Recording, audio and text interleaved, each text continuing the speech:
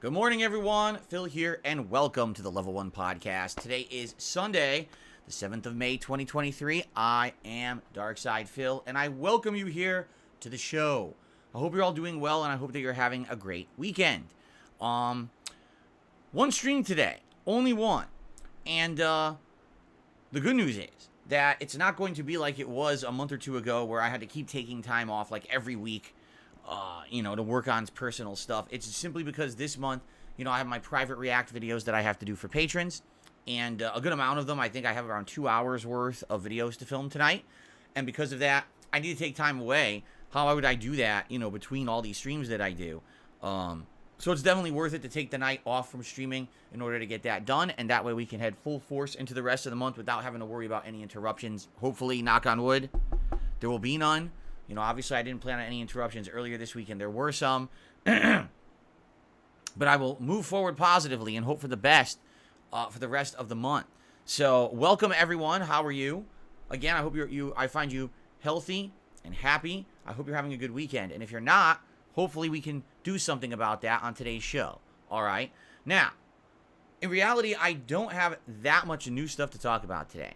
I've been following different game news and trends. There's a lot of ongoing stuff going on in the realm of game news, but nothing particularly too big to talk about. We'll probably touch upon a few topics. If you guys want to talk about the new Guardians of the Galaxy movie and how it's performed at the box office, we could do something like that. We could talk about various different things. I will definitely be hyping up my upcoming Fight and Feast marathon event, which I could finally have a name, and I finally have some art to promote it as well, so we'll talk about that. But outside of that, this is going to be a very laid-back, chill podcast. Unlike the last few days where there's nonsense and all kinds of stuff to talk about, today will be way more relaxed as we head into the second half of the week, which I'm happy for, obviously. I'd rather have it be more relaxed and chill and have a lot of interaction and conversation with you guys than have a million big things to talk about. So, the first thing I would like to do, before we even get to, the schedule or whatever, I would like to give you guys a couple of updates, all right, on various things that have been going on. Some housekeeping stuff, so that way everyone's kind of, in the know about things. So first of all, let's talk about the false copyright strikes that I received here on DSPGaming almost 2 weeks ago now. If you remember, I got false copyright strikes against the channel claiming that I used an Eminem song in my old intro for the podcast that I've been using for nearly a year. This was completely false. I didn't use an Eminem song whatsoever. I had used a changed instrumental version that was meant to be a sound alike, but definitely was not sampled from the original song. And the music company that apparently was hitting me with these copyright strikes isn't even the music company that owns the rights to the Eminem song regardless. So the claims are blatantly fraudulent.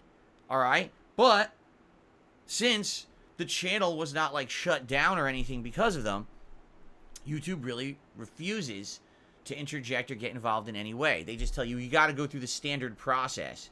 And the standard process is, even if you get false copyright strikes against the channel, you have to issue counterclaims, which I did.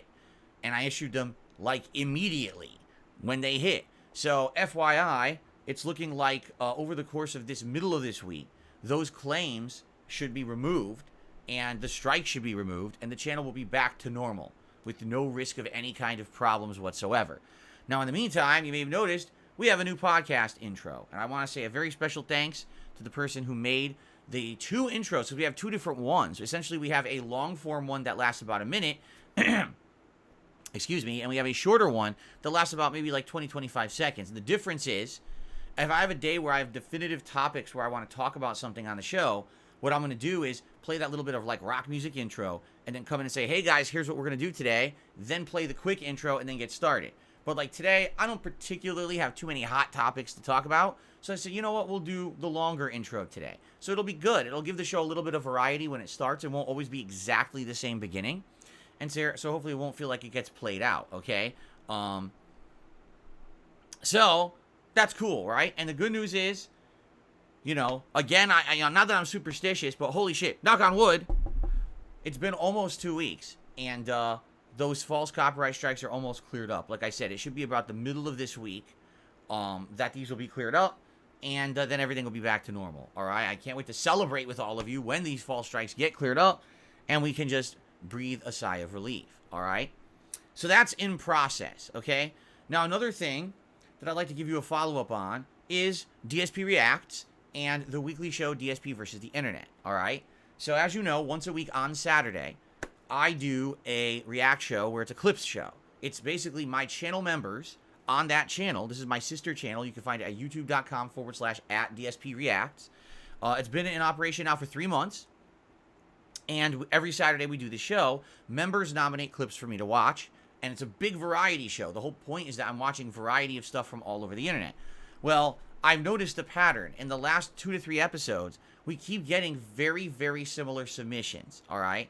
And so I kind of talked on the show yesterday about this. I said, the best way to have a variety show is to have it be variety. And I understand if, like, for example, I react to a clip and you liked it, you're like, oh, I'd like to see Phil do that again.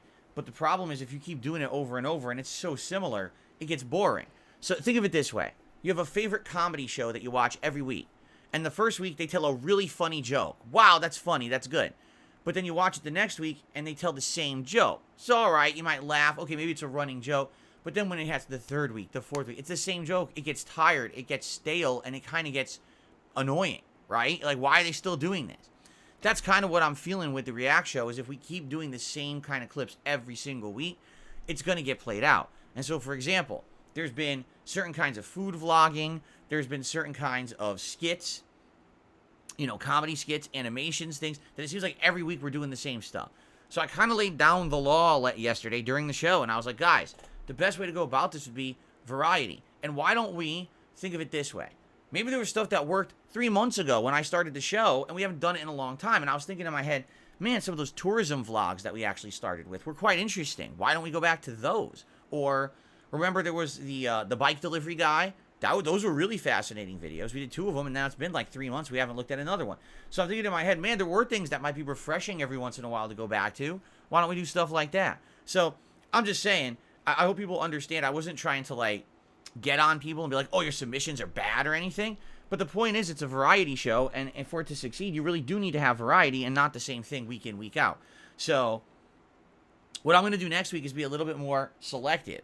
All right, now if you're an Ultra member of DSP Reacts, which means you're the highest level member on that channel, you're guaranteed to have your video clip watched. But I kind of forewarned the Ultra members, because there was 1 or 2 of them that tried to sneak something in there that's kind of not what we're going for on the show. You know, we had a cooking vlog where literally the real reason for the cooking vlog was because there was a woman who was wearing this insanely skimpy dress, and the video has 2.6 million views on YouTube. Literally every comment on the video is about the woman, not about the food. That's the whole point. You can tell they were trying to go for that kind of attention on YouTube. I don't want to watch that kind of video, all right? I'm not interested in it. It's stupid, and I don't want people to become an Ultra member and then be submitting videos that I'm not interested in. I'm not going to watch, you know? Watch it for what? 30 seconds and skip it? It's dumb. So be in line, you know, with the requirements of the show. meaning it's got to be not adult rated, it's got to be not kids rated, it's got to be something that's for an audience that's going to be entertaining, that's not over sexualized content. It can't be overly gory, because that's the other thing. Like, YouTube, sadly, with gore has a lot of issues. So if there's a video that has gore in it, it might get flagged, it might get blocked. You know, it sucks when you're doing something different, right? Because if I'm playing a video game, whatever's in the game goes, right? Literally, whatever's in the game is fine. But when you're doing a different kind of channel like this, sadly, you do have to kind of work out what works and what doesn't, and what's going to be allowed and what's not. And the longer we get into doing this, it's now been 3 months. Sadly, you see certain stuff doesn't work, or YouTube doesn't like it, or doesn't agree with it, and that's the kind of content we gotta kind of get away from. So if you're interested in the show, check it out. 3 parts are live as of this morning. 3 more parts will go live over the course of the week. It's a good variety show, although you never know what you're going to see. The members seem to love it. I mean, more and more people every week become members and start nominating videos. I think, now we have over 100 members on the channel, which is outstanding. I mean, that's really how I make money on that channel, quite frankly, because I can't really monetize those React-style videos because they're all owned by other people. All that content is someone else's content, and usually on YouTube, sadly, there's content ID match, and, you can't even get ads on those. So, just so you know, we're trying to improve the show, or I'm still going to keep doing it every Saturday, and I am interested in seeing what people nominate for next week. Tonight is the night. Every Sunday night is when I'm committing to posting up the thread over on DSP Reacts, where channel members there can nominate the videos for the next week. And so tonight, what I'm going to do, instead of doing a late stream, I'm going to do the private React videos for my patrons, and then right after that, I'm posting up the thread by which people can nominate their stuff. Now, people have said you need to post up within like the first 4 to 5 hours. And if you do, you'll get your clips watched on the show. If you don't, chances are it's going to end up getting cut off, and you're not going to make it on the show. Every show we're getting 60 plus nominations. We usually get through about 30, 40 videos. So, you see, there really is a big competition there. Now, if you want to be guaranteed to be watched on the show, consider upgrading the membership to an Ultra membership, because Ultra members, I will watch the clip no matter what. You see? That's the difference. So, so there you go. And I hope you'll check it out, all right? Now, let's now get to the schedule to talk about the rest of the week, because there's something very exciting that's going to be happening on DSP Reacts this coming Monday night that I'm excited for and I want to talk a little bit about, okay? Good morning, everyone. Good morning to Bob D. Says, I'm loving your Final Fantasy V content. Thank you, Bob. Jay Dennis says, I heard most of the frame rate issues in Jedi Survivor are actually on the planet Kobo that we're on right now. I hope so. We're about to head to a new planet. We'll talk about that in a moment. Good morning, Tyler. It's good to see you. I'm doing well. Thank you for asking. Okay. Let's talk about the schedule for the rest of the week, shall we? So today, only one stream, the Level 1 podcast right now, obviously, and then Star Wars Jedi Survivor continuing on. First up, since it's my only stream of the day, I'd appreciate it if you guys could engage and support with the stream, whether that simply means talking with me, liking the stream. That's engagement. It helps a lot. And if you could support the stream in any way, whether it be a super chat, a super sticker, a membership, a gifted membership, or a tip, it would all be greatly appreciated, because I'm only doing the one stream. And thank you in advance to anyone who goes above and beyond. Keep in mind, that's my job. That's my living. That's my income. I don't have partnerships, sponsorships, no product placements, no plugs. What I make on a stream is what I make in a day. So thank you to anyone who supports it, okay? I'm excited for Jedi Survivor. When I played it last time, I had a good time. Despite the fact that the frame rate was so abysmally bad, I did enjoy myself. And there's one optional fight to fight 2 of these frog bosses together. I might try to level up quickly to get the ability to make your lightsaber like pinball between them. Because if I do, maybe I could kill them easily. I don't know. I'm going to try it, but I don't think I'm going to beat them. I think I'm going to come back to it later. I'll give it a couple shots, though. And then we're going to head up to a new planet. I don't know what the next planet is after Kobo, but apparently that's where you really get into the meat of the game. And I am very excited to see where the game goes. A lot of people who have played this game for the last week say it's quite good. And it's a shame that it has performance issues, because outside of that, the game is outstanding. Great story and everything. So I'm excited to see what comes next in the game today as we continue on. All right, so I hope you'll join me for Jedi Survivor. Big stream, 3 hours of progress, and I hope that we all have a good time together. Like I said, I'm not here tonight, but in the meantime, by all means, please enjoy, everything on the channels on demand. I'll be back tomorrow in full capacity. So tomorrow, the 8th of May, first stream will be a Level 1 podcast, and then the continuation of my Elden Ring Glintstone Magic run. At this point, we are at the end of Volcano Manor, And some people are like, the only way I'm going to beat the Riker boss is to get more health. Because I'm instantly dying to this guy. Like, one hit, I'm dead. So a lot of people are saying, why not just go respec?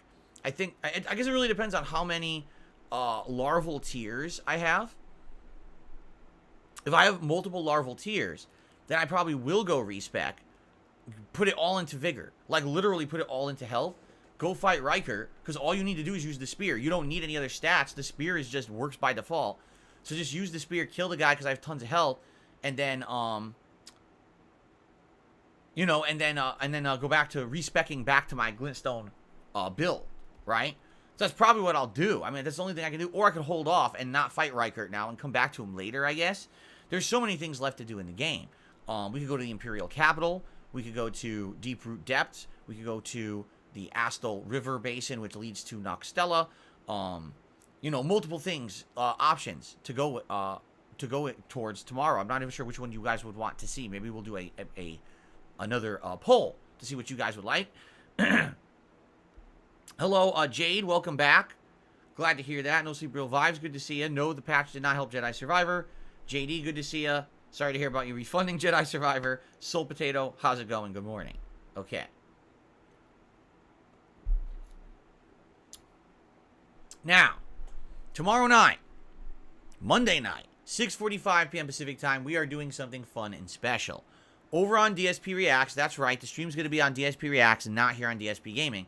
We're doing my second ever late night tier maker chill stream. What this means is that for 2 hours, I'm going to be doing a special tier maker event over on DSP Reacts. We are going to rank, get this, Zelda games. Now, we all know about the rabid fanboy community of Zelda. All right? Truth be told, I am a fan of Zelda. I love Zelda. I think the Zelda games are outstanding. All right? But let's be honest here. There's some people that are like ultra protective of Zelda. Right? Like they feel it's like the end-all, be-all RPG franchise, and God forbid you criticize, God forbid you try to say that a game that is well liked isn't as good as what people say. People freak out. All right? Now, I don't think anyone's going to sit here and be like, oh, the Zelda games suck. That would be stupid, okay? But we're going to try to rank all the Zelda games that I have played, okay, on this tier maker. Now, I actually got the tier maker set up early. I already looked it up and found a really good one. What this one is it ranks, well, it has all the versions of Zelda ever. So it includes the originals and the remakes. Some of these games I've only played the remake. I never played the original. Okay? So because of that, I'm going to have to rank it a little differently perhaps. I don't know. But it had, for example, it has original Twilight Princess HD. Well, I never played original Twilight Princess. So I actually can't rank it. I can only rank the HD version that I played. You see? So it's pretty neat that it has all those. It even had a version, I'm serious, there's a version on there I forgot existed, and I'm actually going to rank it. So I looked at it. Out of the ones that are listed, I have played 12 different Zelda games. Now, in reality, if you count all the Zeldas and their versions, there's over 30. But, I mean, some of them are duplicates, like Ocarina of Time HD. Well, obviously, you know, that's kind of silly to be ranking it twice, no? So I'm just going to rank it in general for the version that I played. Like, I played Ocarina of Time. Originally, I played on Nintendo 64 like one weekend. I rented it when I was a kid, and I didn't like it. Then I went back and played the HD version later, and I liked it. So, there you go. I'll be ranking the HD version. I'm not going to be stupid and be like, oh, yeah, when I was a teenager, I didn't like it, so rank it at the bottom. That would be dumb, right? So, I'm going to rank it fairly. Don't worry. But the thing is, number one, there's so many of them. Number two, there's so much to say about each one, right? And number three, I know you guys are going to be having tons of input because many of you guys are going to be saying things such as, oh, I really like this one over this one because of this, because of that. People will definitely be trying to, sway my opinion. So I think this is going to be a good event. I do. I really feel like it's going to be a good event. And by the way, the Twilight Princess amiibo agrees. It's literally the only amiibo I own. I don't have any others. Just this one. So maybe the Twilight Princess amiibo will have to weigh in. It's Midna and Wolf Link right there, by the way. Okay. So this is going to be a special event. I hope you guys will join me for this on Monday night, 6:45 p.m. Pacific time. DSP Reacts. This is a perfect time to do it because, as you know, Friday is the release of Zelda Tears of the Kingdom. So a really cool time to be doing this as a build-up and a hype-up for my impending Tears of the Kingdom playthrough starting on Friday. So this should be neat. I hope you'll join me. These have done well historically. All these tier maker videos have done well on DSP Reacts, and I'm hoping that this will be more of the same, okay? If you guys can bear with me for a second, my nose is itching me really badly. I'll be right back. I'm going to sneeze.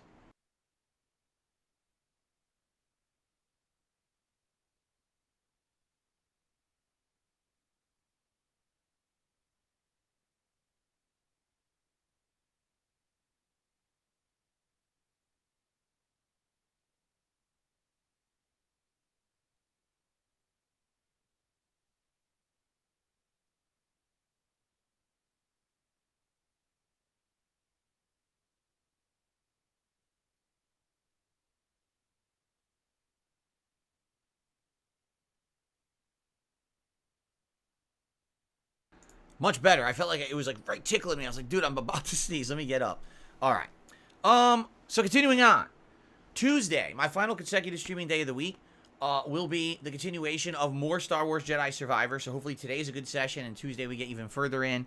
And then Tuesday night is actually going to be Oblivion Shivering Isles. Last time around with Shivering Isles DLC, it was kind of a mixed bag. The whole first half of that stream was kind of annoying. Then the second half got a little better. So I guess we'll see as we continue on with this DLC how it goes, okay? So, that's the streaming week. I'm off on Wednesday.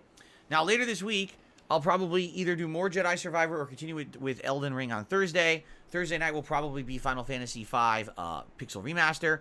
All day Friday is going to be the premiere of Zelda Tears of the Kingdom. I think I'm going to do it all day, so that way we get a good chunk into the game that first day to see really what the game is all about. Saturday, DSP versus the Internet. And the good news is next week, if everything goes according to plan and hopefully nothing changes, no time off. It'll be a 6-day full-time streaming week where, you know, no interruptions, no bumps in the road, everything just continuing on. So daytime streams will be likely Zelda and Star Wars. I may or may not squeeze an Elden Ring stream in, but Elden Ring is the game that's going to kind of be on the back burner.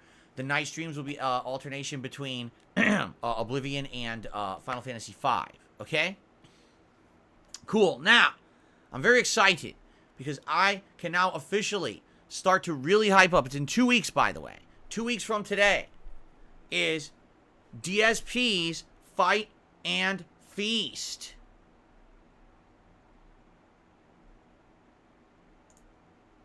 Finally got it. DSP's Fight and Feast. That's right. I could finally hype the event because we have a logo for it. We have everything for it. All right? Are you ready for the Fight and Feast? I hope you are, because I am ready for the Fight and Feast event. So what's going to happen on Sunday the 21st of May? Well, many different things are going to happen, okay? First of all, it's a marathon, meaning we're going to be here all day long doing all kinds of variety of stuff that's outside the normal realm of what I would do on the channel, okay? It's going to be multiple faceted. So let's talk about each facet. That sounds so weird. First of all, there will be gameplay. And the gameplay is going to be, I'm going to be playing classic Street Fighter games from the Street Fighter 30th Anniversary Collection. You guys will vote and tell me which games, because that collection has every version of Street Fighter 2, every version of Street Fighter 3, and every version of Street Fighter Alpha.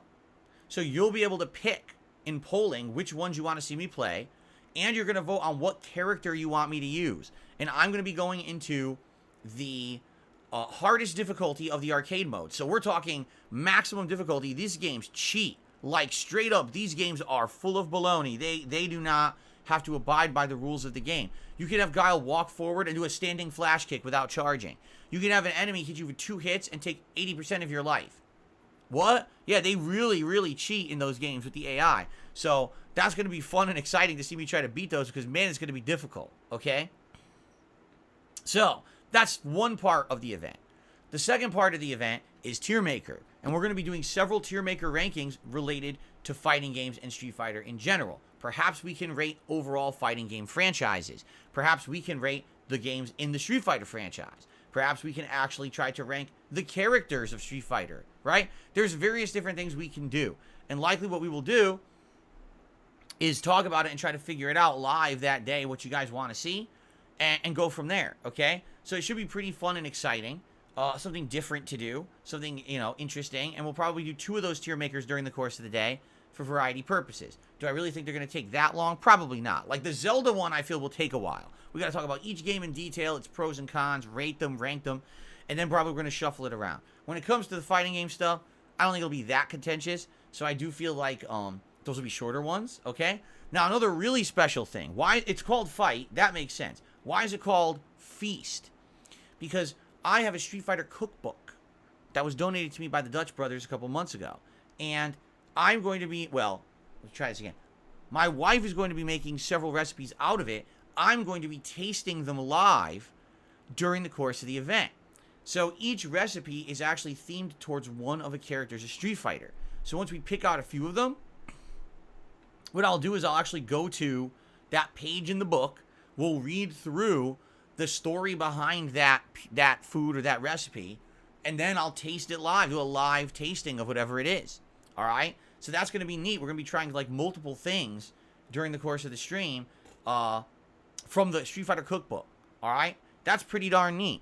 Now, outside of that, there may be a few other surprises, but one final thing that people have kind of brought up is, will you do a WWE 2K simulation match? All right, because the last one I actually did was it for my birthday bash a month ago? I can't even remember. I think it was, correct? Because I think we did one for the Super Bowl event in February, and then we did one for my birthday bash.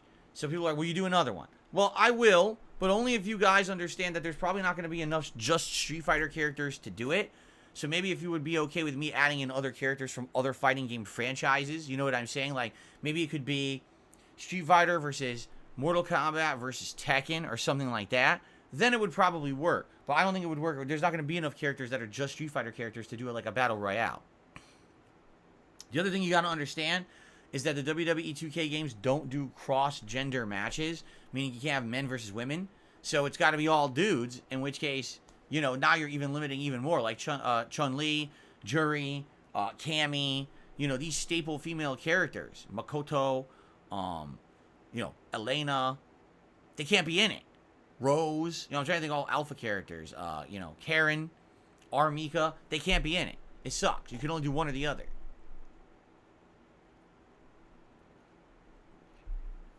It's interesting to think, way back in the early 90s, Street Fighter revolutionized the cross-gender combat. And since then, most fighting games do it. But then you think, other things don't. Right? Wrestling, you can't. Even though wrestling's scripted. Anyway. Very weird. Now, Goldfish says, can't you make a match with women only? Oh, I could, but we're not going to have time for 2 battle royals. Each battle royal usually lasts anywhere from 30 to 45 minutes. I mean, we're not going to be spending 2 hours doing this. I think 2 matches is too much. 1 match is just enough. It's fresh. It's interesting. But if you have 2 matches, that's going too far now. You see what I mean? So, I think it'll be fun to do, but it's up to you guys. We have 2 weeks to decide if you want it or not. If you want it, I do have to set it up early. I have to get all the characters downloaded and get it ready. So let me know what you think, if you would like to see that, and we can do that maybe as the finale of the show. So just think of that variety. We'll have a podcast. We'll do some runs in Street Fighter, right, where it's the hardest difficulty runs. Then we'll do a tier maker. We'll snack on Street Fighter foods. We'll do another run. We'll do another tier maker. We'll snack on more food. Probably have a full meal at some point during the stream. And then end it with a fun battle royale. Like, that's a crazy cool event, I think. I think it's a lot to do, and it's going to be fun and good variety. Now, you might say, well, why are you even doing this month? I'll tell you why. Because Street Fighter 6 is about to come out in less than a month. Did you know that? June 2nd.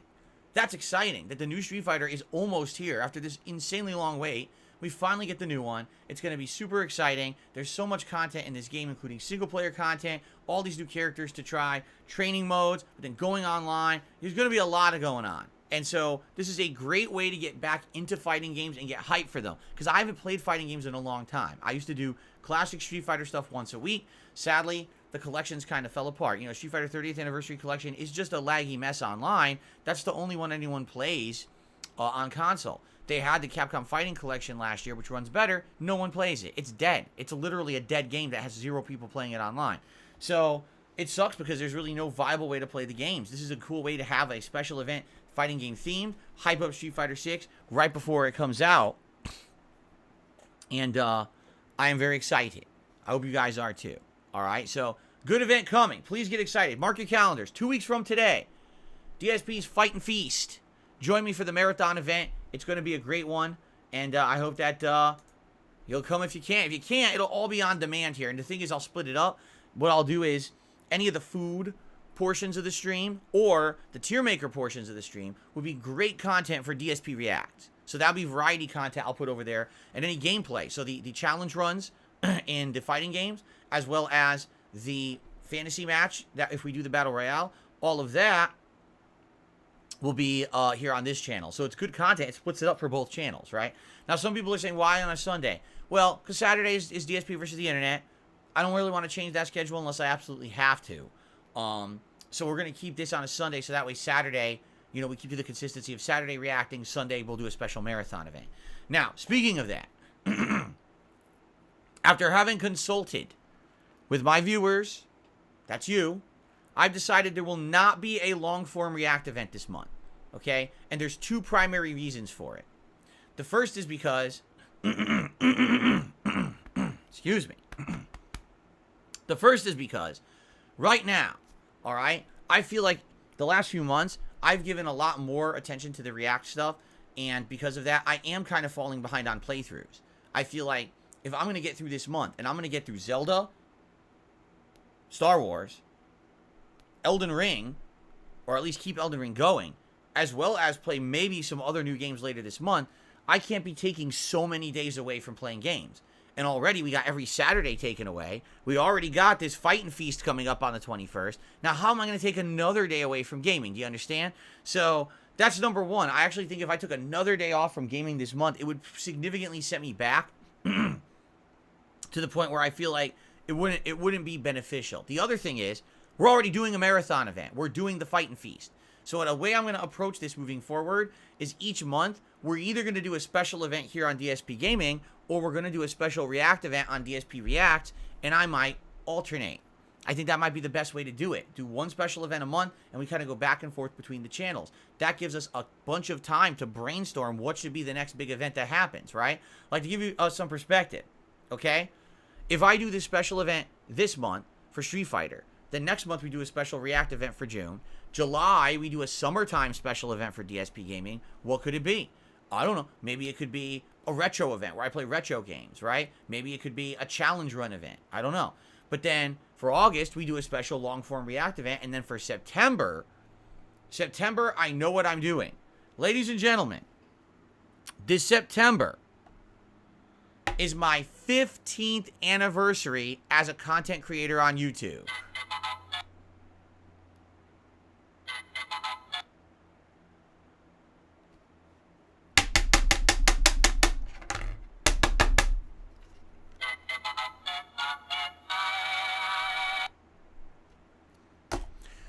My 15th anniversary, yes. And that means I'll be doing a special event this time around. That's right. I've decided to celebrate 15 years as a content creator. We're going to do something special. It'll likely be a walk down memory lane. We'll probably do something retrospective, right? We'll go back, we'll watch some of my old content. Maybe I'll do some reacting to some of my old content, right? Like, that would be neat. So we go back and maybe watch an episode of Project 7. Maybe go back and watch one of the most popular playthroughs I've ever done. Watch a review I've done, right? Like, watch this content back and react to it live today to let you know what I think about it in the modern day compared to when I actually put that content out over my 15-year history, right? And we could do other stuff as well. So it's going to be a special retrospective event that's going to happen in September as a way to celebrate my 15 years, okay? So I figure that should be pretty fun. And so you see what I mean? If we alternate, Street Fighter event in May, big long-form React event in June on DSP Reacts. maybe some kind of a special marathon, special old school event or something in July here on DSPGaming, long form event in August for reacting, and then back to a retrospective event maybe in September to celebrate my anniversary. We could do that, and I think that's a neat idea to keep kind of going back and forth. I think it makes more sense doing it that way. So there you have it. So no big long form event this month when it comes to reacting, but we can start brainstorming what would you like to see me do for the next long form react come June. Okay? There you go. So, yeah, let's start talking about it. What do you want me to react to? You want me to react to a different YouTube channel? Do you want me to do another documentary from somebody? You know, what would you like to see me react to come June? Let's start talking now and figure that out. Now, the other thing is, I've gotten direct feedback saying when you do your long form react events, all right, do not do 2 react days in a row. I've been outright told now, Saturday, Sunday is too much. If you're going to do reacting, you got to split it up. So what I will do next time around when we do a long form react event in June, I'll probably change my DSP versus the internet to like a Friday instead. So that way it's not hindering or interrupting anything. And then we have a regular gaming Saturday, and then that Sunday we'll do my long-form react event for whatever it is that we do. And that way it'll break it up, and it won't just be, oh my god, no gaming all weekend. I think that makes more sense. I think people would enjoy that a little more. So that's how we're going to handle it, all right? So I'm listening to all of your feedback. Not too many days away from gaming. Don't do too many special events in a month. Got it. Heard. Don't do back-to-back reacts. Got it. Heard. On your weekly react show, don't do the same kind of clips every week. Okay. Listening, learning, taking feedback, improving. That's what it's all about, right? So thank you for all of your feedback. I mean it. Comments on videos, you know, comments here in the live chat, people who send me emails and stuff. It's all very important feedback that I really cherish, and I really thank you all for that, okay? Thank you so very much. Now, what do you mean chat's getting derailed? What's going on? Am I missing something? Hold on. Let's see here. No, I don't see anything. Chat seems fine.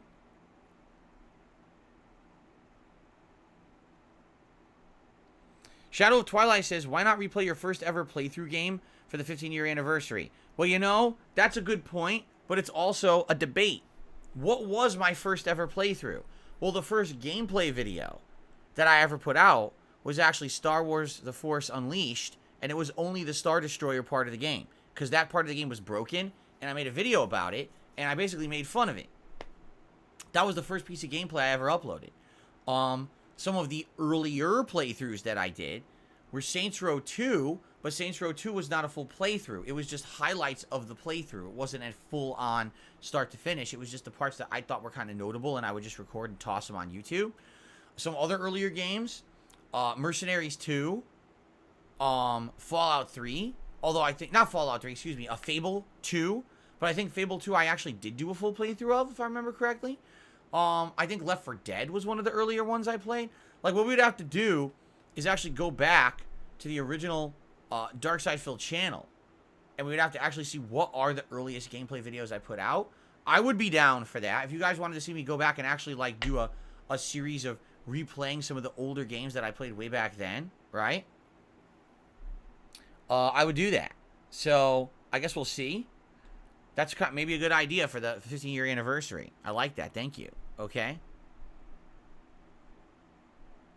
Now, JDTV, sorry, we're doing the Street Fighter event on a Sunday. It actually fits into my schedule well as well, so we're going to do it that way. Ooh, excuse me. Shrub Rat says, what was the first game I can remember playing? His was Paper Mario 64. First game I ever remember playing video game-wise? Pong.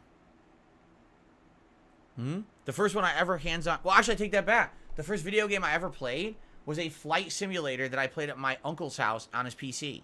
He was playing a flight simulator with a joystick, and he said, hey, come over. I didn't even know what it was. He's like, here. And I started playing. I was flying the plane around. I was like, whoa, this is kind of interesting. It was the first time I'd ever seen anything like that. And that was when I was very young. That was in the 1980s. So there you go.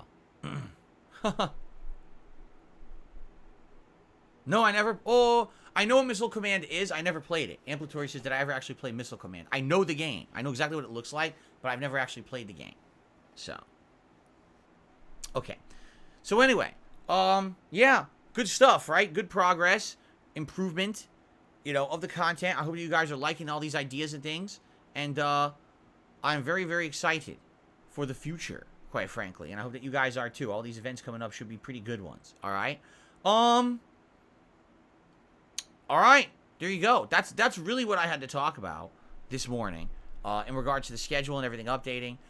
Don't really have much else to say. We talked about a lot of baloney the last few days. That baloney is behind us. So now we can focus on positive stuff moving forward. So yeah, really, in reality, I don't have much else to talk about. It looks like I just got a super chat from, I have no idea how to pronounce that name. How do I say that? How on earth do I say that name? Joytish Man Gaming. Wow. That is like, I think that word is a trap. Like, how do I say it? I mean, I'm going to put it on the leaderboard because it was a super chat, and thank you for the super chat. But how do I pronounce this? Right? Let's look. This is how you spell it. Ready? J-Y-O-T-I-S-H. Jotish? Jotish?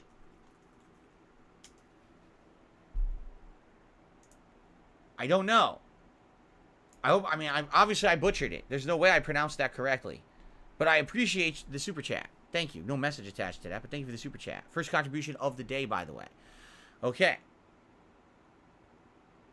Returnal says, I remember playing Atari 2600 at my grandma's. Little pixelated tank blots, but I didn't matter. It was still super fun. Yes, I didn't have the 2600. I had the 7800. The first console I ever owned was Pong, and it was a standalone unit you just plugged into your TV. And all it was Pong. Counter, like a mid-screen thing to tell you where the border of the screen was, and the two paddles. And all it was two rotating knobs and a button to launch the ball. That was literally the whole game.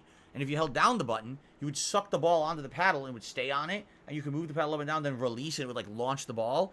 Now, it was only black and white. So what I would do is I would change the colors on my TV, because back then you could mess with the knobs on a tube TV, and you could make it all these weird colors. So I'd make it like neon pink or like blue by messing with the knobs.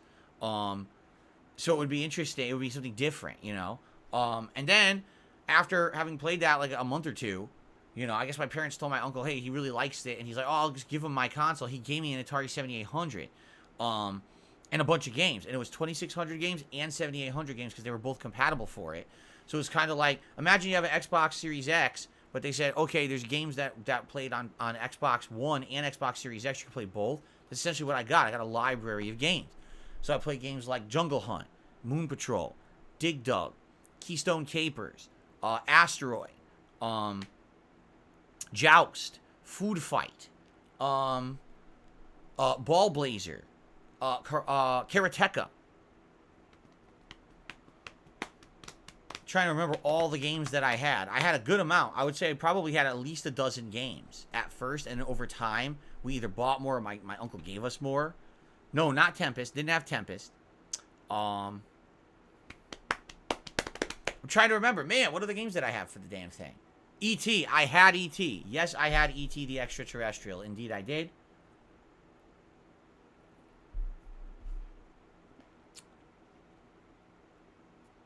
I'm sure I had many more, but this is off the top of my head. These are the ones that I'm remembering. I can't even remember the sound effects and everything for them because I played them so much when I was a kid. It's like it's stuck in my head. So I love those games, and I played them for a good several years. In the meantime, all my friends and relatives were getting the NES, but I didn't even know about it. I was at home playing Atari. I seriously didn't even know about the NES or anything. And then my friends started introducing me to arcades, and then my cousins introduced me to the NES, and then I started getting better consoles and things, so... Baxter's Gone Wild says you should do a stream with those games. I could. There was an Atari collection that was released last year that includes a lot of those games in it, and I was going to get it and play it, but I ended up getting caught up with other games. In fact, let me take a look. Let me see if the Atari collection is even available right now. Let's see.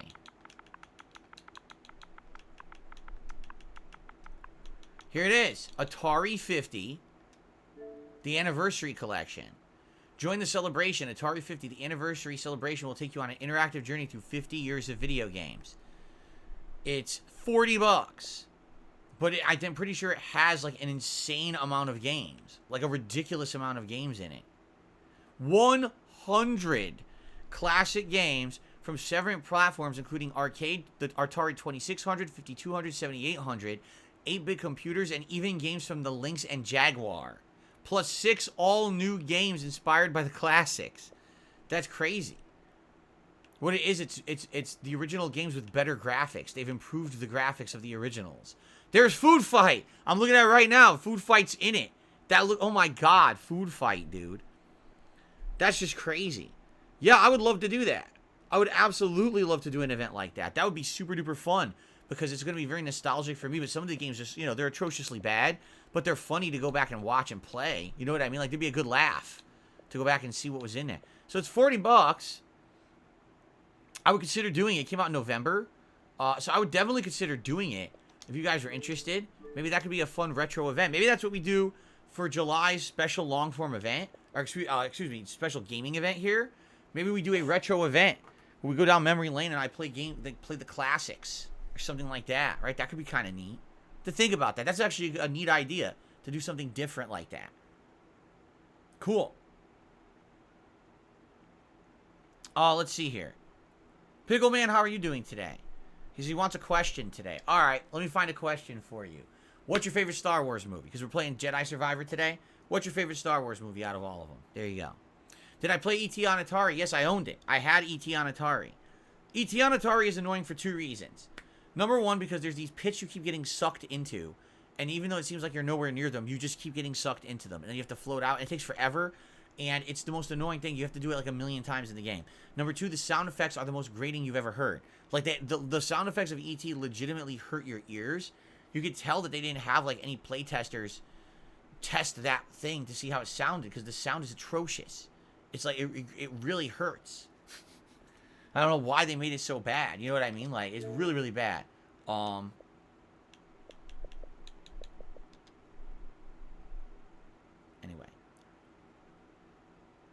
Let's see. Shrubrat says, I used to play all kinds of games on Nintendo with my family, but Nintendo emulator prices on Switch are too much. If you get the Switch Plus, which is the monthly subscription to play online, you get a bunch of Nintendo games that are pretty good, but it is very limited. And I don't know about official emulator or anything like that. So, and okay, Big O Man says my favorite Star Wars movie is Attack of the Clones. I like Jango Fett. Oh, there you go, Attack of the Clones. I personally did not hate Attack of the Clones. A lot of people did. I thought it was decent. I actually think that the fight in the Coliseum with all the Jedi is kind of neat. It's kind of well done. Shout out to Giacomo. Giacomo just did a super chat. Thank you for that, Giacomo. So, guys, like, literally, we have gotten through everything I wanted to talk about today, so we can chat about whatever you would like. If you want to brainstorm about future events this year, if you just want to talk in general about certain topics, I'm down. This is a very relaxed podcast today. This is nothing too specific, too crazy. Giant Enemy Crafts, I finished the first Tomb Raider with a clunky ride. It is a very clunky game. Still nostalgic and still very much a place in gaming history, because a lot of games copied Tomb Raider after the fact, but it's tough to play. It's tough to play with the control scheme and everything. JDTV says my favorite is Rogue One. Oof. I really don't like Rogue One. I don't know. I just felt like the whole spirit of Rogue One was so different from the rest of the movies, I didn't really like it. I don't know. It's just because I think it was a different director and writer that made that one, and it didn't really feel like it even kind of fit into the other movies. Do I think games have lost a bit of magic now that I'm adult, says Returnal? It's not necessarily that games have lost magic. I'll give you an example. God of War Ragnarok, super duper outstanding game. I mean, there's a few things I criticized about it, but it's awesome. Amazing game. And that one just came out a few months ago. The problem is a lot of games just don't live up to that golden standard anymore. You know, there used to be a time, I remember it was like 10 years ago. In 2013, we had like an 8-month run that was like an unprecedentedly good run of games. Every month there were 2-3 amazing games coming out that were all AAA level, blow your socks off releases. I remember, you know, Fallout Infinite. Excuse me. It's my old man talking. I remember BioShock Infinite coming out And that was actually during the time period when I just started doing direct capture and live streaming. And I was playing the game, and I was like having so much fun with you guys doing an interactive live stream while I played that game. To see everyone's live reactions when I was playing a hot AAA release that was well polished and fun to play was very, very exciting at the time. Very unique. And I remember that year, seriously, was just, it's such an amazingly good year. And it just seems like every year now, it's like you're lucky within a 6-month span to play 3 good games. Like, here we are, we're in May 2023. How many good games have come out this year? Realistically. Dead Space remake, and that's a remake. Hogwarts Legacy, and that wasn't good the whole way through. And Resident Evil 4 remake, and that's a remake. And that's it. Like, I would argue Jedi Survivor would be great if the graphics held up, but they don't. It's like every game has problems now, or doesn't live up to the expectation, and it's like, it's not that I'm falling out of love with games. I'm not. And I'm trying to get excited. Like, look, I am getting very excited for Street Fighter 6 now. We're less than a month away. This is going to be a game that, even though I have no real desire to be competitively good at it, all right? And I've made that very clear to my audience that I'm not looking to be a pro player at this game. I feel like this is going to be a game that we're going to have a ton of fun with, right? We're going to play through this World Tour mode at a casual pace. We're going to enjoy making my own character that looks like me, building this character up, taking the character online, fighting other people's created characters. That's going to be a blast. But in addition to that, we're also going to be doing, you know, every character in training mode, messing around with combos and abilities, going online, playing online with each character. It's going to be a lot of fun. Even if it only lasts like a month, it's still going to be a blast of a month. And I'm very pumped for it. I really am. I hope that you guys feel that positivity coming out of me for this game. I'm feeling really good. Even if I get bodied when I go online, I don't really care. It's more about the spirit of competition and getting back into a fun fighting game again that I haven't played a fun fighting game in so damn long. I'm excited for it, okay? So, I mean, that's why I'm doing the Fighting Feast. It's a way to get hyped up for this. And, you know, I hope you're feeling that coming out of me, right? But that's what I mean. Like, it's so rare that we get games that you can really get hyped for again like that. You know what I mean? I feel like if you get hyped for a game these days, you're kind of setting yourself up for disappointment. And that's sad. Again, it didn't used to be like that. You used to have tried and true game developers like Sony, you know, Naughty Dog, Bethesda, right? Or id Software, you know, oh my God, why am I having a brain fart? I'm totally having brain fart about game studios now, right? But, for example, certain tried and true franchises, right? Like BioShock, Mass Effect, GTA, right? Rockstar Games putting out outstanding games. You could basically sit there and say, here's 12 studios that no matter what they pump out, you know you're playing an amazing game. It's going to blow you away, right? Today, you can't even trust a studio anymore because they got so many games. BioWare, that's what I was trying to think of, BioWare. You have so many games that come out that are just so underwhelming compared to what we're expecting. And it's like, what happened? Like Starfield? Like, dude, this Starfield event coming up in June had better fucking blow us away. It better be like, holy shit, here's all this stuff that you've never seen before in a game that you've always wanted, and now you're going to be satisfied. Because if not, like what is going on with modern gaming? Is it that we've now exhausted all possibilities of what a game can be? Is that what it maybe is? We've gone so far in the realm of we've explored everything that it could be a game that there's nothing to interest us anymore. There just can't be any more originality. So everything has to be a copy of another game. I don't know. I would prefer not to think that way. Seriously.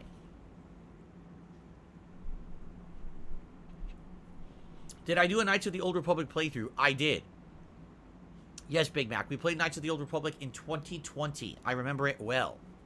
So you can check that out right here on the channel. JDTV taking off. See you later, man. Okay. Dex says, you know, it's the shirts at the top. They just keep repeating what works instead of taking a risk, which doesn't make developers very passionate. There you go. I've been saying it. I've been saying it's the people in charge who are making bad decisions. They got the wrong people in charge.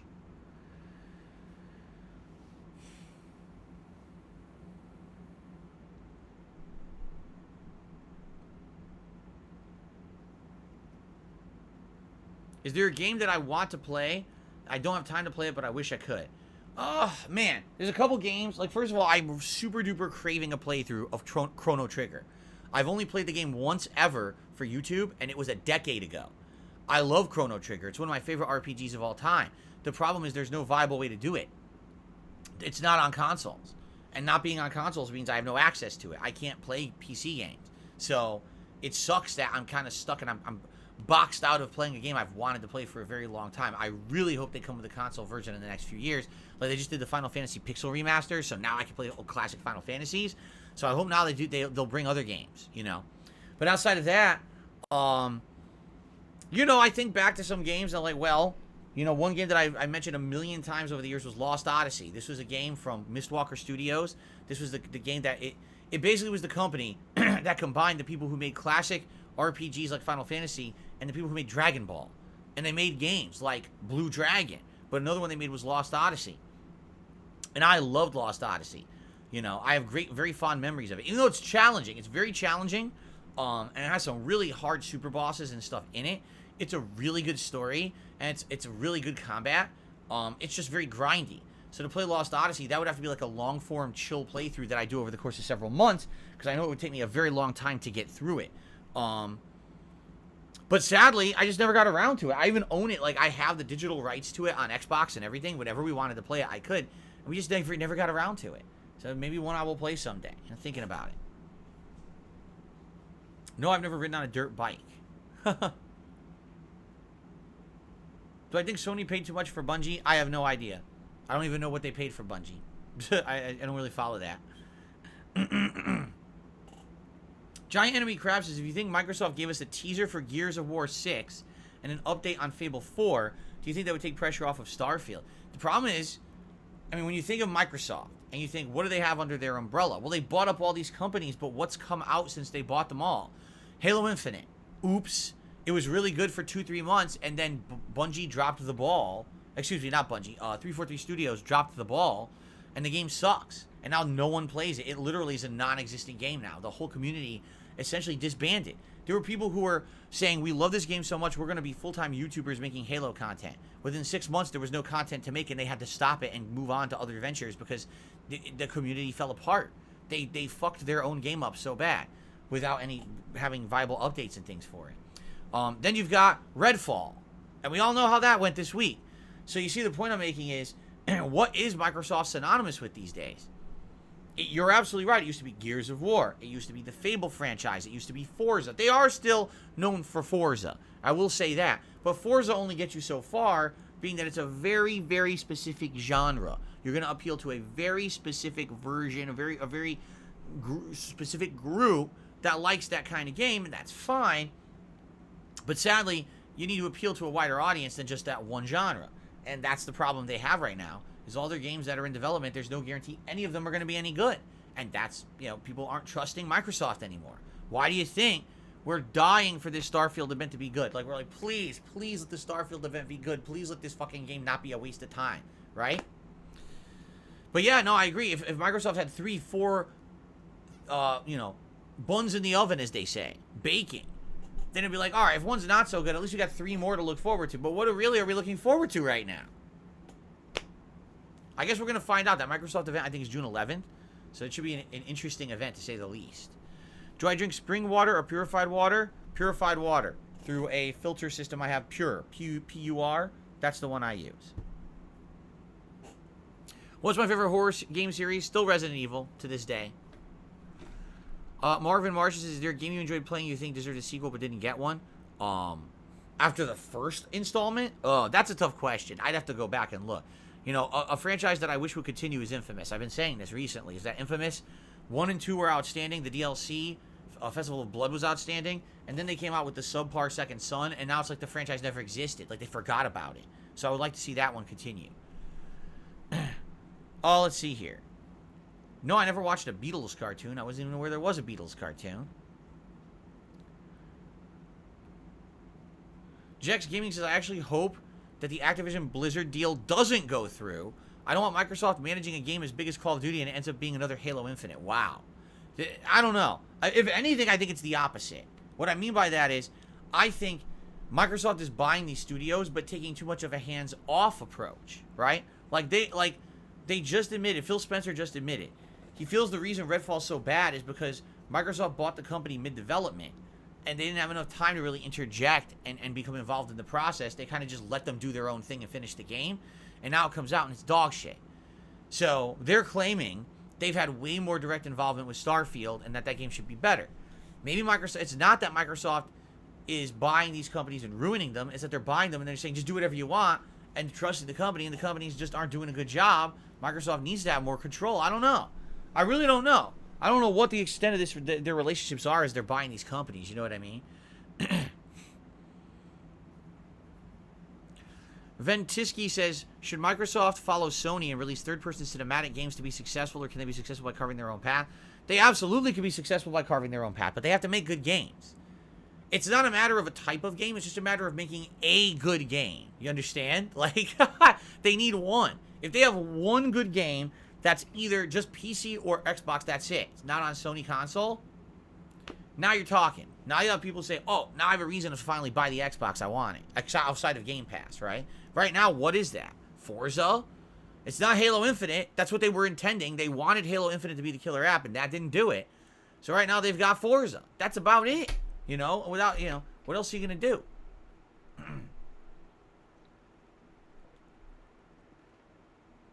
Jade says, what did I miss yesterday? Well, first of all, Jade, I hope you had a good day. I know you went to the casino. I hope you won big. I don't know if you did or not.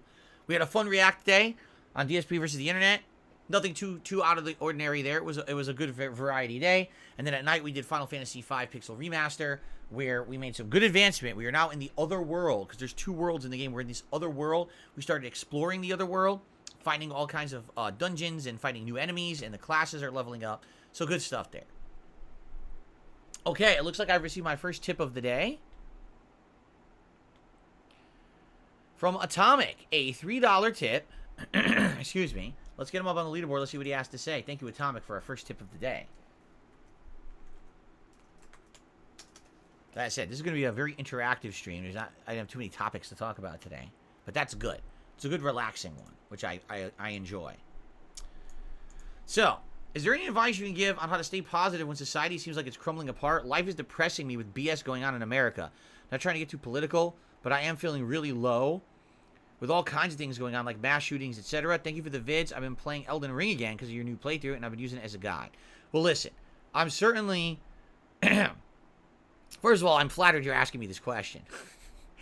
I don't know if I'm really an educated enough person to be answering the question. You know, I don't see myself as some kind of an authority figure that I can give you an informed answer.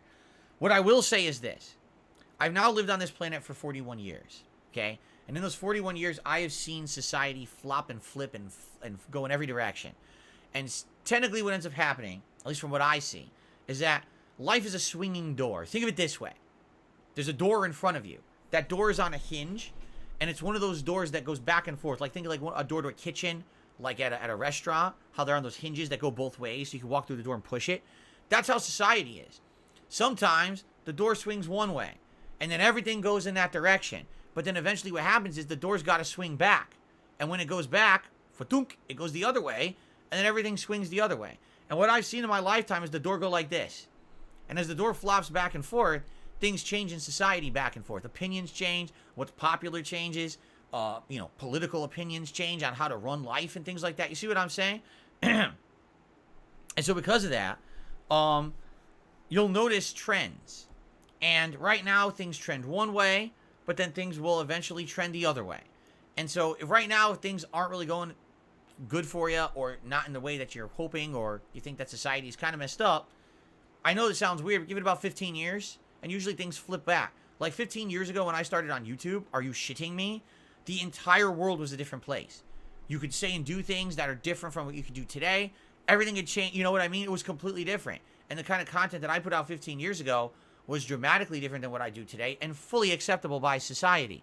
If today I tried to make a stream that was like old Dark Side Phil, I would be canceled and blocked from the fucking internet. You understand?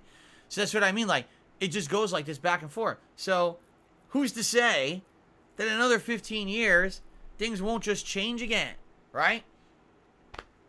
You never know. So that's the way I see it is, don't always get so beat up. Don't always get so defeated. Look at it this way. 2-3 years ago, COVID was rampant. The world was changed, right? Everything was in lockdown. People were wearing masks. You couldn't even go do anything. You're being yelled at to get double, triple vaccinated and shit, right? And now we're in 2023 and it's all gone. It's not like it never existed. There's nothing in effect. You stand 6 feet away, you'll be lucky to get someone 6 inches away from you. Get the fuck away from me, you fucking pigs. Right? So what I mean, it's like it never happened. See? So times change. And, you know, don't worry too much about it because things eventually are probably going to change. You know what I'm saying? So, you know, there you go. So, don't worry too much. That's what I found. Like, a lot of people, here's the other thing, and I will say this too, Atomic. A lot of people on the internet are in the business of over-exaggerating everything to the point of panic on purpose for personal gain. If you're watching someone on the internet who covers the news, and literally every day they're in panic mode, there's probably a reason for it. Because they're benefiting by doing that. You understand? These are the people who are, by stirring up the populace and getting them freaking out about everything, they're going to get more views, they're going to get more attention, they're going to get money. You understand? Not everything on this planet right now is so dire that it's the end of everything. But you'll think that way if you listen to the wrong people. You understand? In life, you got to try to find that middle ground, that happy medium. No, you shouldn't be completely complacent, but no, you also shouldn't always think that the sky is falling and the world's about to end. You'll find yourself somewhere in the middle. You're going to find yourself a lot more well-adjusted and happy, quite frankly. So that's my advice. Don't freak out. Don't listen to the wrong people, because everyone saying this kind of nonsense, they're usually doing it for a good reason to try to benefit from it in some way. It's not all that bad. At the same time, yeah, there are a lot of mass shootings going on. There is a lot of problems going on in our country that need to be addressed, and you might be frustrated if you look at the government like they're not doing it. I hear you. I'm there with you. But like I said, stick with it, man. Just stick with it. Do the right thing, you know. I know patience is tough, but over time things will likely get better. It's my take on it anyway, from someone who knows absolutely nothing. So there you go. Very good. Let's see here. Schroberat says, I waited 10 years for Dead Island 2, and at that time I watched the gaming world flip around. Companies went bankrupt, new ones come to life. I'm excited and worried for what's next. Wow, that's a good way to say it. I'm excited and worried. That's actually a really good description. I'm excited but worried for the future. Jade says, how were tips yesterday? First stream was absolutely outstanding. Late stream was okay, but that's what you would expect on a late night chill stream. He says, I did all right. He went up to like $100. Then he would lose a little and win a little. That's usually how it is. If you have a good day at the casino, that's exactly how it should be. You get some wins, you get some losses, you get excited, then you get a little down, but it's all good. As long as you go home and you didn't, unload your entire life savings and mortgage the house 5 times to pay for more gambling, you'd probably come out a winner. So as long as you had a good time, right? What's up, PS3 Troop? It's good to see you. Darth Galbach, my day is going well so far. Thank you for asking. Good to see you. Ventisky says, how do you manage to not get burnt out? Your dedication to gaming and your fans are admirable. You've done this now for years and years. Again, it's a couple things. The first is that this is my hobby. I mean that. Gaming is my hobby. It's something that I've had a passion for, truly. I never went into this with the mentality, this is my job. You understand? And because of that, I genuinely enjoy this.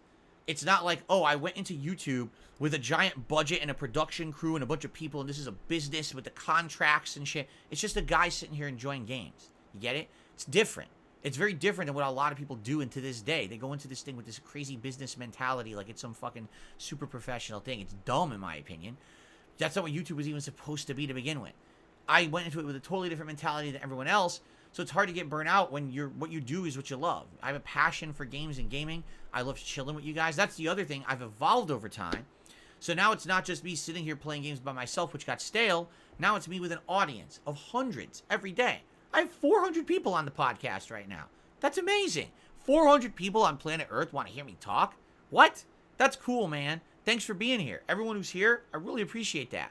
That you guys give me your attention and that we hang out and we have fun conversation every day. How could I not like that? You know what I'm saying? That's pretty amazing. And it's hard to get burnt out because I'm a variety guy. Today we're doing Jedi. Tomorrow we're doing Elden Ring, and we're doing a tier maker on Zelda. And then we're doing some Oblivion on Tuesday. We're playing a new Zelda game on Friday. We got fighting game events coming up. You know what I mean? When you're doing so much variety, it's hard to get tired or bored. It really is. If anything, the one thing I do is I get exhausted because I'm doing a lot. I'm doing a lot of variety. It's hard to kind of juggle it and keep it all in line and going and coherent. But at the same time, I love it. I love that every day. Wow, what do I get to do today? Oh, we're going to get some more Jedi today. Tomorrow we're going to be doing Elden Ring, which has been a great run. And this, you know, you get excited for the variety of fun. And what are people going to come up with today? You know, today we brainstormed a little bit about future events. Maybe I'll be playing this Atari collection in the future. Some ideas. Maybe I could play a classic game from 15 years ago and I could play it again for my 15-year anniversary in September. These are all great ideas, and we come up with these together. How could I not like that? How could I get burnt out on that kind of interactivity and fun, right?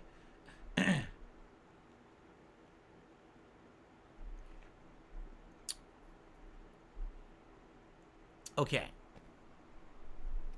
Jade says, I don't know if I'll watch Star Wars, but I will chat. Sounds good. You don't have to watch the game if you don't want, but you can still hang out with us. So what is this new meme of people pasting this stupid thing that says something, face red droopy eyes? Like, what the fuck is that? Because I already banned someone because they did a giant paragraph of it. I know what the fuck it was, so I banned them. So what is this shit? Because you better just explain it to me now before I just start banning everyone who does it. It seems to be some new thing people are pasting in the chat today, and I'd like to know what it is. The YouTube emotes are broken, and they're now appearing as text? Is that what that is? It's a YouTube image that's been broken. So people found emotes that don't work all the time. But my emotes still work, correct? My emote works. The happy face emote works. So what did they do? They broke the links to their own emotes? They did? I banned that guy because he posted like a ginormous paragraph of like 100 emotes that didn't work. I think he did it on purpose. That's weird. Face turquoise drinking coffee doesn't work. Pfft. What is that? That's so weird. So YouTube broke their own emotes. That's pretty fun. At least my emotes still work. But, because that would suck if, you know, people are becoming members. And then the emotes, you know, they can't use the emotes. That would piss me off, obviously. But it's weird that YouTube's own generic emotes don't work. You know what that probably means? It probably means that they're changing them. And they're going to have new ones or something. But, as usual with YouTube, they didn't fucking do it right. Right? This happens all the time. They don't do it correctly. So they broke a link or something somewhere. So now people, you know, can't even use the regular emotes. That's really stupid. Well, I would ask, I don't mind if you do it, but I would mind if you could not spam it. Because as you can see, when you try to do the emote now, it's just this giant text error thing. So if you could not do that, it would be nice. So that way the freaking chat doesn't get spammed with it. Why can't I play Chrono Trigger on my PC? Because I can't play PC games. My setup is different than everyone else's.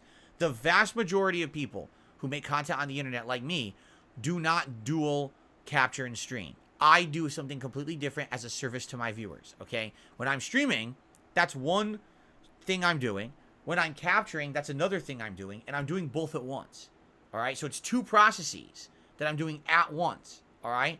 The reason I do that is so that way if the stream gets interrupted, like if my internet goes down, I can keep recording. I can keep playing, I keep going, and I don't have to say, oh, my stream went down, now that's it, the whole thing's screwed up. I've been doing this ever since I started direct capturing 10 years ago. So for a decade, I do things differently than everyone else out there, okay? That's why you get the content you get from me. There have been days when my internet's messed up and I'm still recording and I still put content out for you. You see?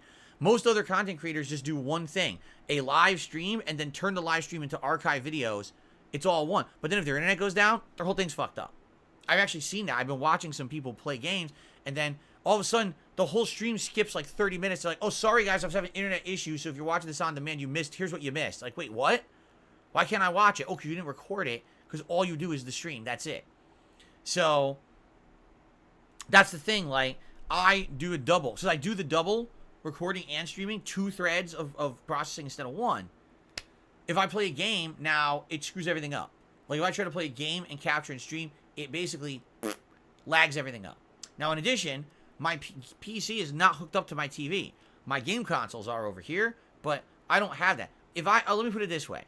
If I had a Steam Deck, then possibly we could play Chrono Trigger. Because I would hook the Steam Deck up to the TV and play it on the Steam Deck. And then copy it from there. Or, excuse me, copy it from there. Capture it from there. That would make sense. We'd have the Steam Deck dedicated to playing the game. Over here, I could have it on my TV and play it. And then over here, you know, we have this PC copying or capturing and everything. But I don't have a Steam Deck, you know? So, there you go. Sadly, I can't do, I don't have the capability to game and capture and stream all at the same time. It's too many things for one PC to be doing.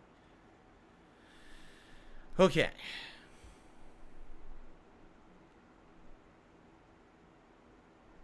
What does the Steam Deck even cost? I don't even know. Anyone know the cost of a Steam Deck? I have no idea.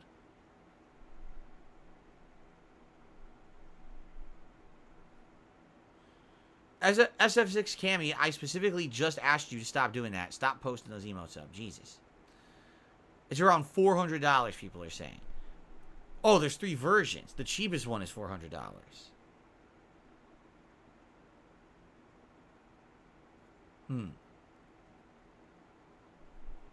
I wonder. Nah.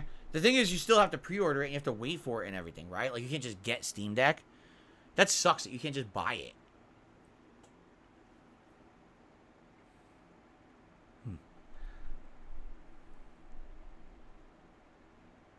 The most expensive is around $600 for 1 terabyte. 672 says, I ordered one. It took about a week.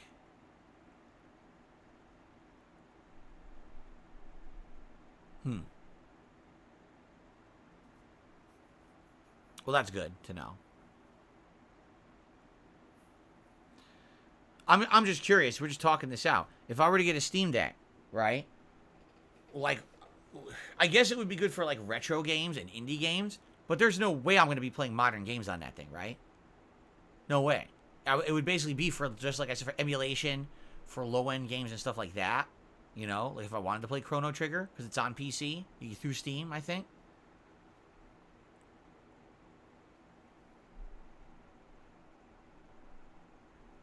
It plays anything? I found that very hard to believe. How are you going to be playing a new modern game on there? They probably run like shit. It's not a high-end PC. Naysayer says, yeah, no way. It's inferior even to consoles when it comes to AAA games and whatnot. So it would essentially be a PC box for me to do mess-around stuff, right? If I wanted to play older games and stuff, it would make sense. Oh, my God. You know what I'm so excited for, guys? That Suikoden collection. Is it Suikoden or Suikoden? I still don't know how to pronounce it. It's coming out this year, right? Because just on a whim, I started hearing a song from Suikoden the other night. And I was like, dude, I remember this song so well. I was like, dude, that's going to be so cool to play that game with you guys because the new soundtrack is remixed and everything. I was like, dude, this is going to be such an epic thing when it comes out. But I don't know when it comes out. Like, I really want to play those games with you guys. Not Swaggin says, the battery life is horrible on the Steam Deck. You can play Spider-Man for 90 minutes on max on mid-tier setting. Well, I would likely never use it handheld. It would probably always be docked at my TV and used over there. Yeah. I received a $4.20 tip from Hermit the Toad. So like Kermit the Frog, now we have Hermit the Toad. It's a weird name. All right. Thank you, Hermit the Toad. Here's your animation, first of all, as a way of saying thank you. And let's get you on the leaderboard and see what you have to say. Hermit.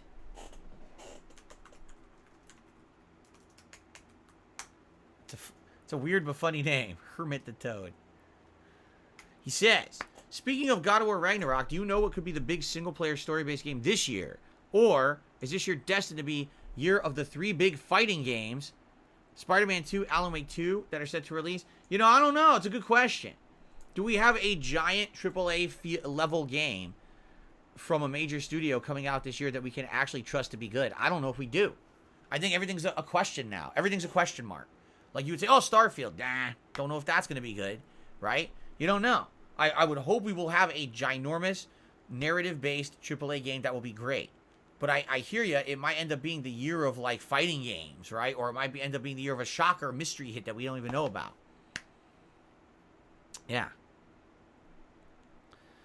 Anso Kamaru says Final Fantasy 16 will be perfect. You know, I hope so, because Final Fantasy 15 was, like, that close.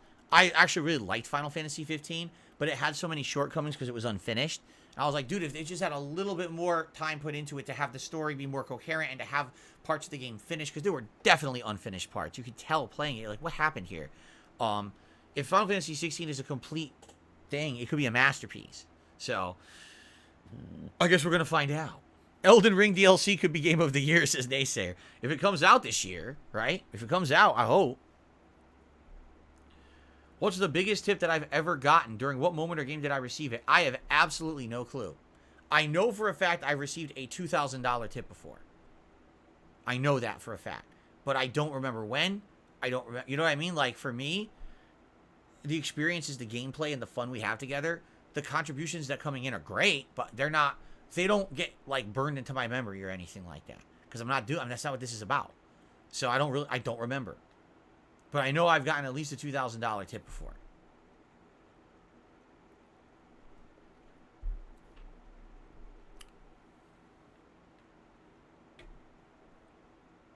The tip war on Lost Judgment from last year, Lost Judgment was 2 years ago, and I don't remember a tip war.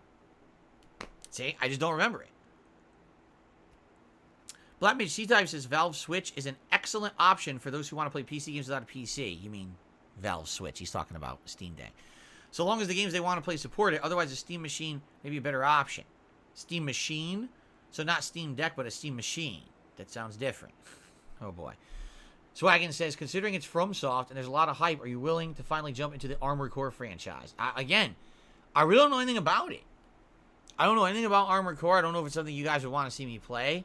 I would say that's more of a question for you guys than me. If this is something you feel like you would enjoy watching me play and you think I would get something out of it and I would like it, then yeah, but I don't know anything about it. I'm coming in as a complete noob, you know? How much do I weigh now? You know, it's funny, because I know I've lost weight, but the other day I weighed myself on my scale and it said I was 200 pounds, and I don't believe that. I think I'm more than that. I think my scale's fucked up. I think my scale's old now. It's probably busted, because I was like, I don't think I'm 200. I don't believe that. I think I'm probably like between 205, 210. I really don't believe I'm 200 pounds. But as you can see, I have lost weight. You can tell when you kind of look at my face and everything. I have lost some weight by basically reducing the amount I eat, reducing the amount of bad food I eat, you know. Now when I eat out, I'm not eating tons of fried food and cheese and red meat and stuff. I'm eating, trying to get the healthier stuff, you know. I don't look 200 pounds. I don't. I'm 6 feet tall. Well, I'm just under 6 feet tall. What it is you see me sit in this chair, and you think, oh, but if I stand up, watch this. Stand up, and I go sideways. See? Now you'd believe I'm 200 pounds. You see?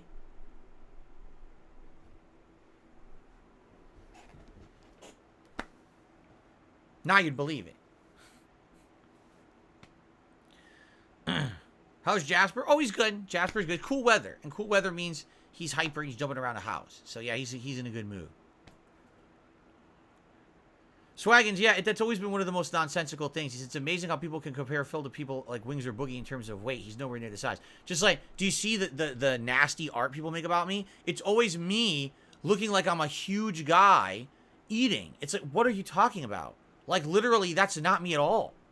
It's never, maybe when I started on YouTube 15 years ago, remember we saw that my review of like Alan Wake and how big I was back then? Then I used to eat unhealthy and everything. But it's like, where are they even coming from with this stuff?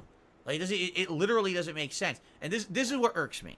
When you see people make fun of people on the internet, generally what it becomes, it's a caricature of yourself where it exaggerates the worst parts of you, correct? So, you would think, the things that they emphasize about me aren't even true. Ack. I don't do that. I've never said ack. You can make fun of my laugh and say it's funny, but it doesn't sound like that. Oh, he snorts too much. I do? Really? Have you heard me snort today? Well, my sinuses are clear because I don't have allergies and I don't have nasal drip. I'm never doing that. So, yeah, every once in a while it happens, but it's not all the time, right? Oh, he's fat. He overeats. Here's a picture of him, shoving his face, and he's a giant 400-pound dude. What are you talking about? So that's what I mean, like the things that they accentuate, the whole lol cow bullshit, right? It's not even true. The stuff that they focus on to make their memes isn't true. I'm sure if they actually put effort in, they could actually do stuff that's true. But literally all the shit that they make up about me is fake. It's like, and that's what they roll with. That's what they roll with, is the things to make fun of me or hate on me for, when that stuff's not true. It doesn't even make sense. Right?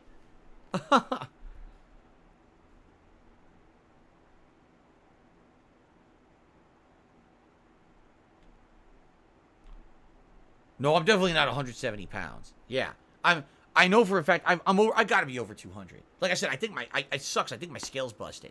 But I'm definitely over 200, I would say. But the thing is, I can tell, like, if I'm heavier, I start to feel it. And at one point, I was gaining weight, and then I lost it again. You know what it is? When I started going my walks last year, I burned a lot of that weight right off. Like, I probably lost 10 pounds when I started walking. I never really put it back on. So that's what it is. Okay, Leo Kira, send me an email. I'll check it out later today. All right. Guys, I think we've had a nice, lengthy variety show of discussion today. I've enjoyed it. I hope that you guys have enjoyed it as well. And I want to say thank you very, very much. Moxer says, it's weird seeing you stand up or walk around. We're just so used to only seeing your mid-torso. I do have legs. It's fascinating. I do actually have legs. I don't know if you guys knew that. It's pretty funny. Anyway, so, guys, thank you for watching. Hope you enjoyed the show. And, you know, to those who supported the show early on, thanks as well. Let's end it. Let's jump into Star Wars for today. It should be fun. Make some good progress. We're heading to a new world, right? We'll see what the new world is all about. And go from there. Thank you guys very much. And until tomorrow. Maybe tomorrow we'll have some news. I don't know. Today we had nothing. There was nothing going on. So, but I still enjoy. I love the chill shows. The chill shows are very meaningful and beneficial to me that we get to have these talks. All right. So thank you so much. Until next time. I still, sadly, I don't have an outro for you yet. I'm gonna have to think about it. Like what I want to do. Maybe we just do the silent outros for now until something else comes up. But thank you very much for watching the podcast. See you later.